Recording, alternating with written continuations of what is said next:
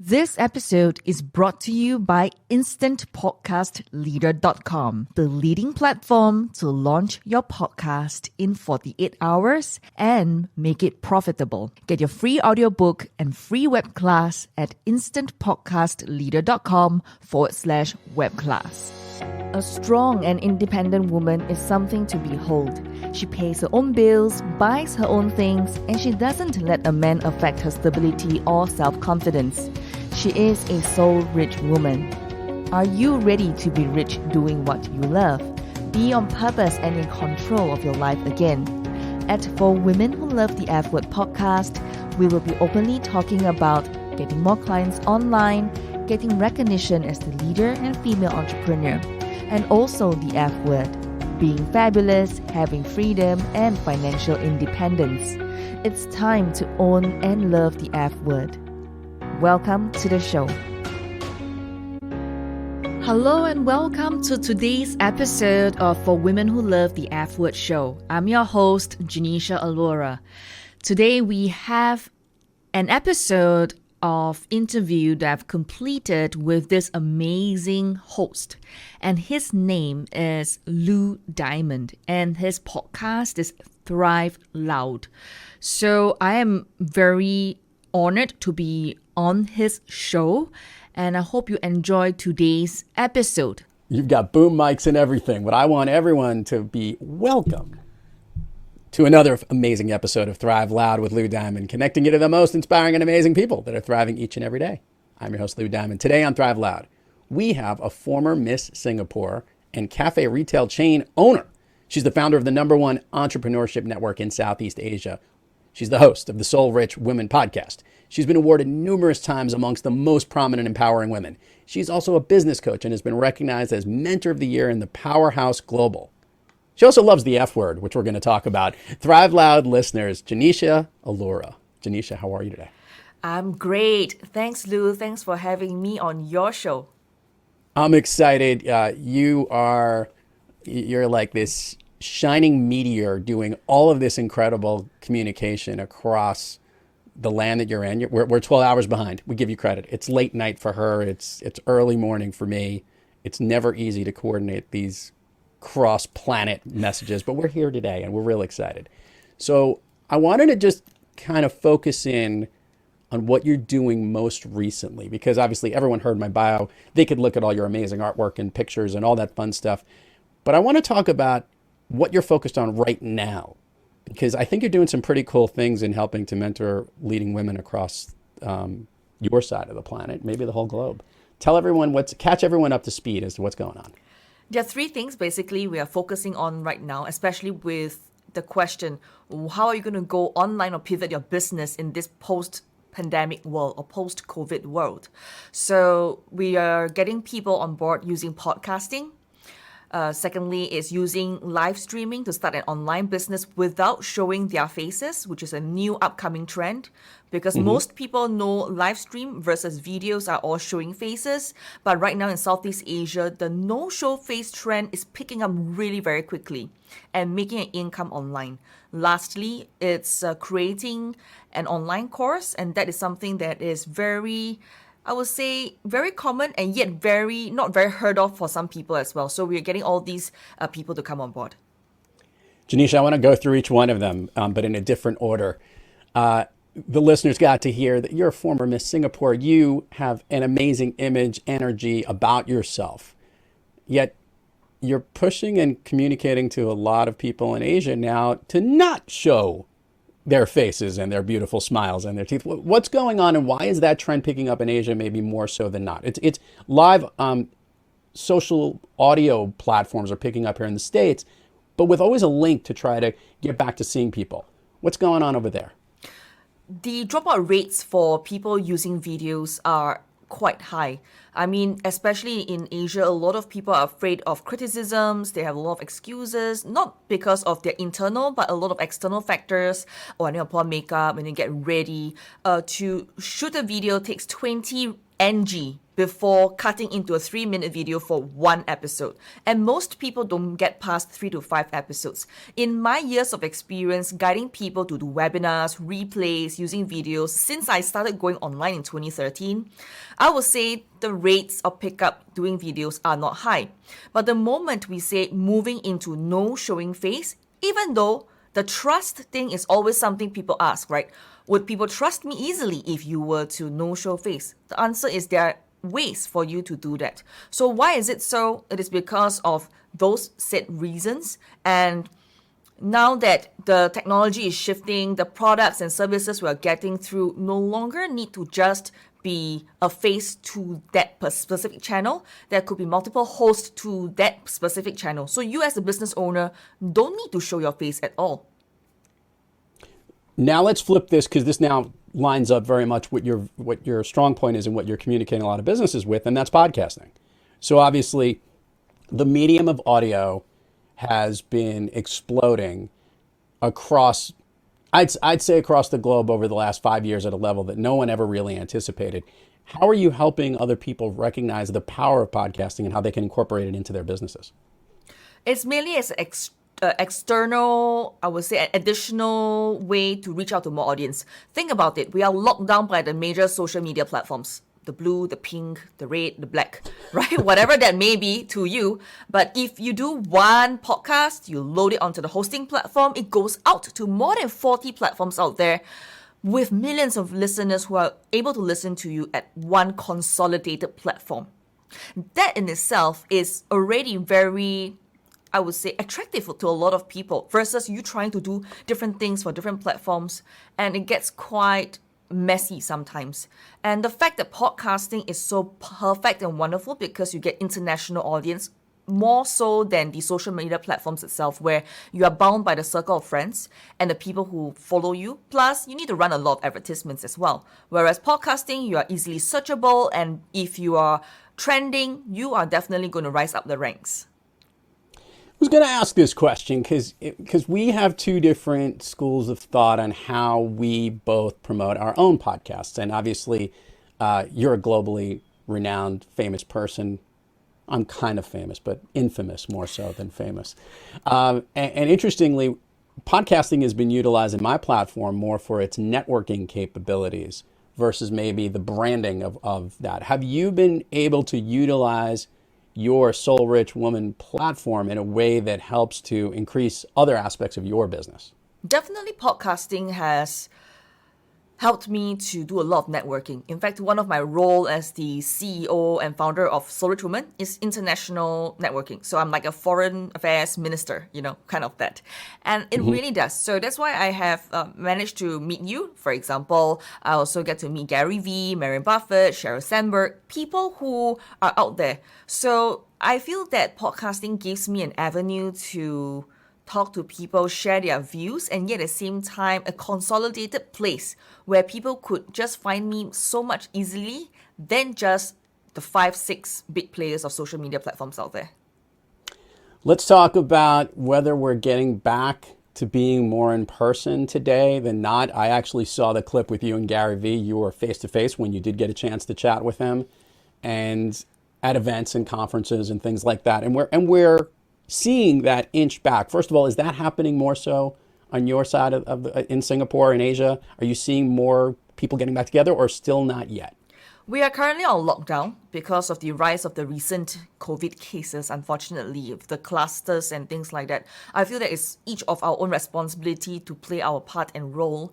I will hope that events do start to take place, but with the precautions in place. Got it. Listeners need to know, by the way, she's got the best white headphones, white outfit going on, messing with her outfit. We're kind of doing the black and white thing here. I'm doing the opposite in what I'm wearing, but I can't pull off the headphones as well as you can. Tell me a little bit about what Soul Rich Woman podcast has meant to you, the experience of all the people you've connected to, and obviously your very large growing audience. To me, it's about kind of getting nuggets from other people's success. I think staying humble and curious is one of the thriving factor that is getting me to move forward recording my podcast. Because a lot of people don't get past their first 50, 100 episodes. But I've gone past 100 and I've done this for the last few years. And I think that is the driving motivation to know other people's stories and being always curious about what is something that I can always learn from the other person over the other side. All right, so now I get to have some fun here. Why do you love the F word so much, Genecia? So rich woman fundamentally means that your alignment of mind, body, and soul. And when you're rich on the inside, you manifest the abundance and richness on the outside. That's why it's called soul rich woman. You can't just chase the money for the money. You got to have that vehicle, and the money will come along the way. And the F word, it was created because everybody's definition of success is totally different. What to you is your F word is different from mine. So we came up with 4 different categories or pillars, would be fabulous, freedom, financial independence, and a happy family. With that, you can decide what is your big why. Why do you do what you do for entrepreneurship? Why do you do what you do to go online? Why do you do what you do to wake up every single morning? What is your F word? So my F word and my biggest F word is actually family and freedom. What about you? Fun.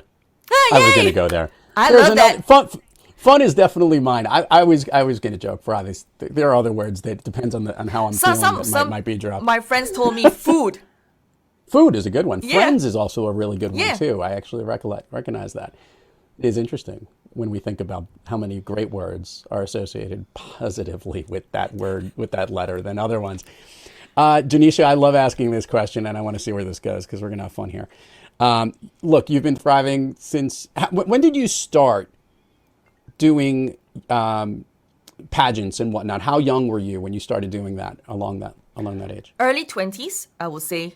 Okay, I early started 20s. in 2006. That was my first beauty pageant, Miss Singapore Universe. I mean, I never wanted to go that direction. It was because I had low self-esteem. I was often being bullied in school because my financial background was not sound. I had to support myself through school since I was 14. So to me, pageant is always, okay, it's out of my reach because I have to be rich. I have to have a lot of clothes, a lot of beautiful fancy shoes. I gotta have like stuff that makes me look good, right?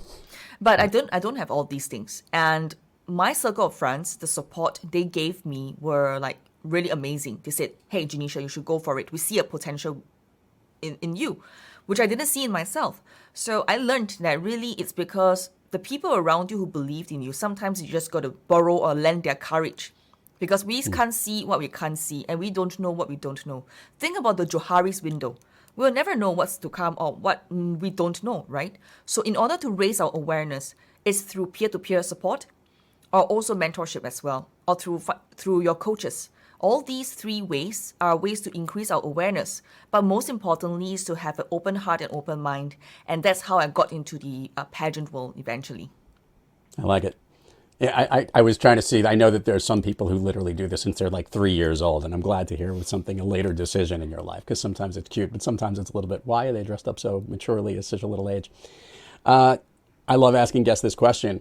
We all have days when we're doing amazing, like yourself, between your podcast, your business, your retail chain, all the things you've been doing. On most days, you are thriving. Yet we all have those days when we're not quite doing so great and we're a little off our game.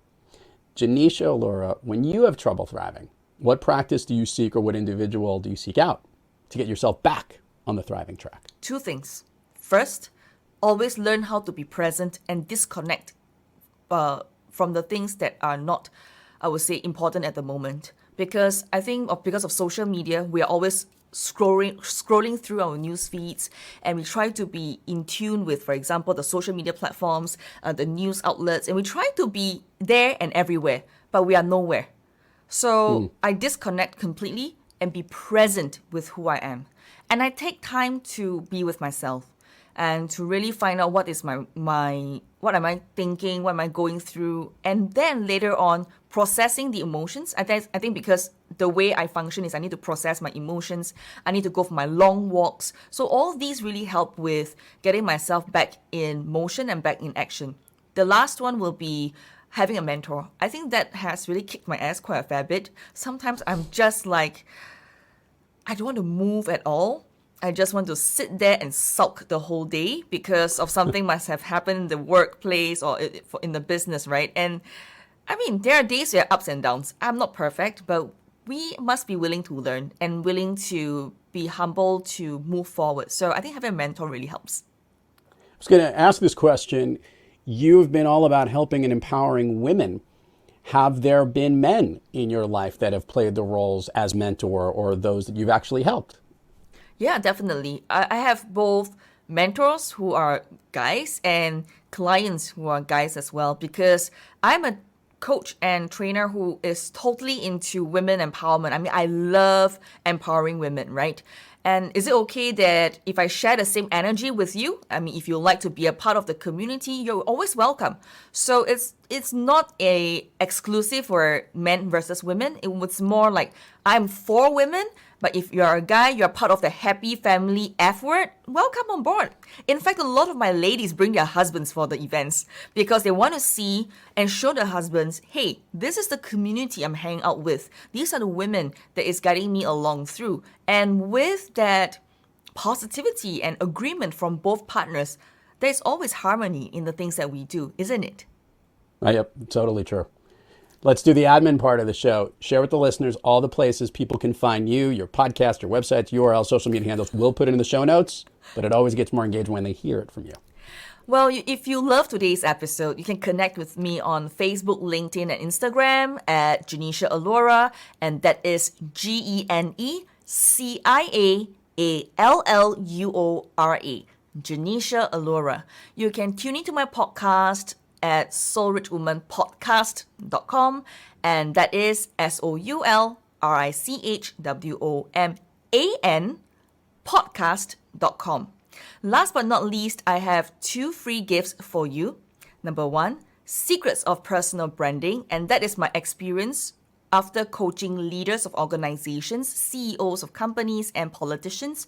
I've put together a 7-step way for you to build your personal brand both offline and online. So do grab that. The other one, having run a very successful team virtually, how do you delegate 80% of your to-do list to your assistant so that you can make money online and focus on your zone of genius? So these 2 downloads are directly available on the website at soulrichwoman.com. SoulRichWoman.com. I bet you've gotten that mistake a couple of times where people are typing it in the plural, right? They're putting the EN at the end. Yeah, like, but I have got both domains, so got both. I am covered. But it's just that I have got to tell people it's the A, Totally. Genecia, are you ready to go down Fun Street here on Top Let's Line? go. Okay. I love asking guests this question. I have no idea where this is going. Do you like the movies? Yes. Do you have a movie that you love to see more often than not, a movie that connects with you? Oh, yes. Can you share with the listeners what that is? Oh, I love The Little Mermaid, even though it's just a cartoon, Disney cartoon, but it has really something that I would say spoken to my heart. It's always to chase after your dreams. Oh, I love that. That's nice. And who doesn't love Ariel? I mean, come on. She's awesome. She rocks. All right. We're going to do the speed round here. It's real easy. I'm going to ask you certain questions. Most of these things are things that lift you up, make you feel good, motivate you, make you thrive. And just the first thing that comes to your head. Don't think too much about it. And there really are no wrong answers, so you can't really do too badly. Okay. A song of late that you love to hear or that pumps you up. It's called Mang Zong. It's a Chinese song. All right, cool. I'm going to have to ask you where to get it from. Who plays it? Who's the artist? Who's the artist? I have it on my Spotify. Zhao Fangqing. It's in Chinese. Okay. Zhao Fangqing. I like it. A favorite food that's not a dessert. Hokkien mee. Okay, what is that? It's a kind of like a mix of yellow and white noodles with prawns and some sauce. It's very, very tasty here in a hawker. It's a hawker street food here in Singapore. I like it. A favorite dessert. Ice cream, lots of chocolate. Any flavor in particular you like? Yeah, chocolate. Oh, chocolate ice cream. Gotcha. An activity you wish you did more of. Scuba diving. Ooh. Do you scuba dive often? You like it? Oh, yes, I'm a rescue diver and I love scuba diving so much. An activity you wish you did less of? Sleeping You wish you slept less? so that I can do more stuff and get things done. If I snap my fingers, Genecia, and you could be anywhere in the world, where are you? Maldives. Oh, you've been a couple of times? Or Yeah. Oh my God. it's like paradise, right?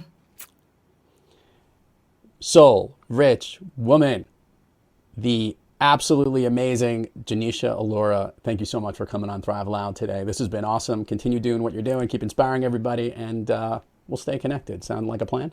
More power to you. You got it. And to all our listeners out there, thank you for joining us. And until next time, keep thriving onward and upward. And remember, be brief, be bright, be gone.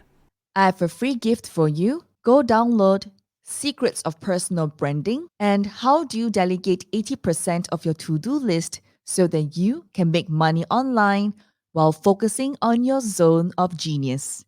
Go to soulrichwoman.com, SOULRICHWOMAN.com. Thank you for joining me today. I would love for you to connect with me on LinkedIn, Facebook, or Instagram and share with me your thoughts on today's episode at Genecia Alora, GENECIAALLUORA.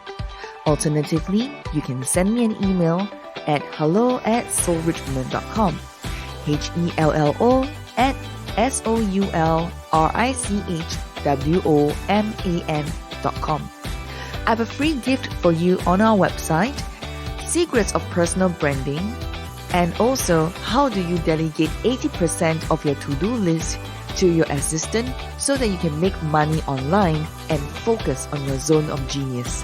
And that is available at soulrichwoman.com, SOULRICHWOMAN.com. Join the #1 leading female entrepreneur network in Southeast Asia, connecting more than 200,000 women across the region. Be a soul-rich woman. Dream to shine. Woman leader. Leader activated. Alone, you are strong. Together, we are unstoppable.